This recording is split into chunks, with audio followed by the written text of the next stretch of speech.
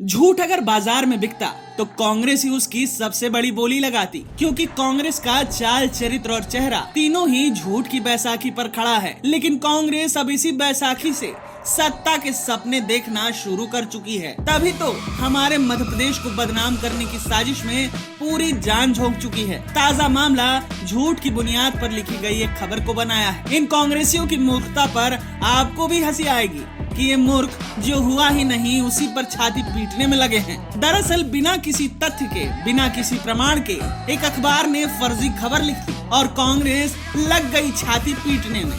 जिस 90 करोड़ रुपए के घोटाले की बात ये कांग्रेसी कर रहे हैं, उसकी सच्चाई ये है कि उन रुपयों का अभी तक विभाग की तरफ से भुगतान किया ही नहीं गया है। तो सवाल ये उठता है कि जब विभाग ने भुगतान ही नहीं किया तो ठेकेदार घोटाले क्या कांग्रेस के खजाने से कर गए? अरे चमचों, गांधी परिवार के तलवे चाटने के बाद समय बच जाए तो थोड़ा पढ़ भी लिया करो। जिन 45 लाख बच्चों को घटिया यूनिफॉर्म देने की बात कह के ये कांग्रेसी छाती पीट रहे हैं, उसकी सच्चाई ये है कि अभी तक कुल 22,31,000 यूनिफॉर्म ही बच्चों को बांटे गए हैं। लगता है बाकी के यूनिफॉर्म को राहुल गांधी के उस फटे कुर्ते से बनाया गया है। चमचों, इतना तो पता कर लेते कि जिन ड्रेसों को बाहर से खरीदने की तुम बात कर रहे हो वो स्वयं सहायता समूह की हमारी बहनें बनाती हैं और वो राशि उनके बैंक अकाउंट में सीधे भेजी जाती है।